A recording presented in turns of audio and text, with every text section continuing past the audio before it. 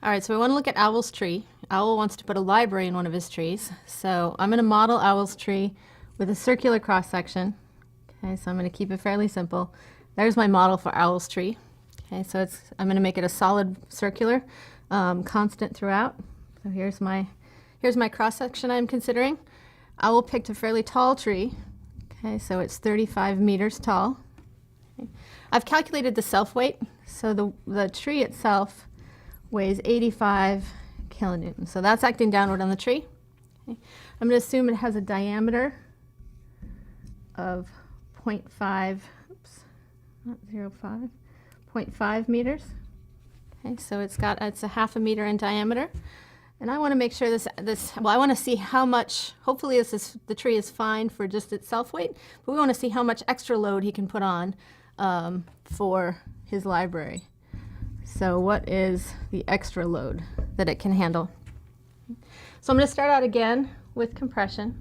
So I want to see if it's okay for compression and how much extra capacity I might have. So again, I'd compute the compressive stress, and that is going to be force over cross-sectional area. In this case, my force so far is 85 kilonewtons. That's just from the self-weight of the tree. And I'm going to divide by the cross-sectional area. My cross-section is circular, so if I calculate the area of that, it would be pi times r squared.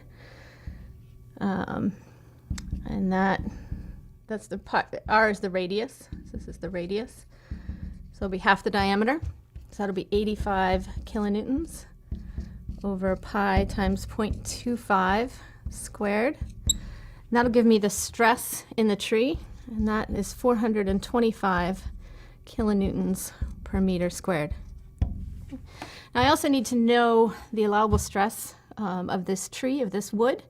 So we went out and tested Owl's tree, and we know that the allowable stress for the wood for his tree is 30,000 kilonewtons per meter squared, okay, which is much, much greater than the stress that's applied with the 85. So we're okay in compression. I'm not worried about Owl's tree in compression.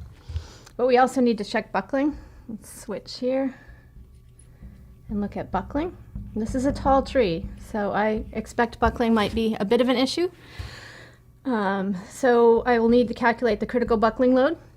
And that again is pi squared EI over L squared. So I'm going to need those different values. E is the modulus of elasticity of the tree. For E, I'm going to use 7 times 10 to the 6th kilonewtons per meter squared. Okay. For moment of inertia, I have a circular cross-section, so I can calculate moment of inertia for this cross-section, and that is going to be pi r to the 4th over 4. Again, r is 0.25 meters. This is the diameter. So that value ends up being 0.0031 meters to the 4th.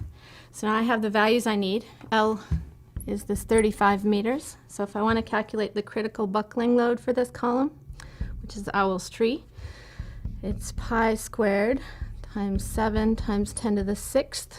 It's kilonewtons per meter squared times the moment of inertia, 0.0031 meters to the 4th, and divide that by L squared. Luckily it's a tall column, 35 meters squared. And I get that the critical buckling load for this tree is 175 kilonewtons. Now that's pretty good. Okay.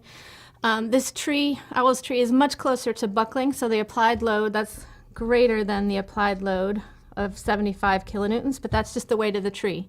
So we want to figure out, can Owl put a library in this tree? So that's the question. So how much additional capacity do we have? So if we look at the 75 minus 85, so we have, I'm going to just focus on buckling. So an additional load that I can put on is going to be 175 minus 85. Or I can put on an additional 90 kilonewtons. So I think that Owl's tree can handle an additional 90 kilonewtons. He's going to need some structure for his library. So I'm just going to make an assumption that the load for the structure, so that would be the wood that we'd use for the library. let's assume that is going to weigh 30 kilonewtons. Okay. That's going to leave 60 kilonewtons. P for books. The allowable load for books is 60 kilonewtons. Okay. So I went and looked up, I tried to figure out how much one book would weigh. One book only weighs, it's very small, 0.025 kilonewtons is a fairly big book. Okay. So if I want to figure out how many books Owl can put on his, in his library, so I want number of books. Okay. That is going to be my allowable load, 60 kilonewtons, divided by the weight per one book, 0.025 kilonewtons per book. I calculate that he can put 2,400 books in his library. So I've made a fair amount of assumptions here. 2,400 books is a lot of books, but Owl does love to read, so we'll see what happens to his tree.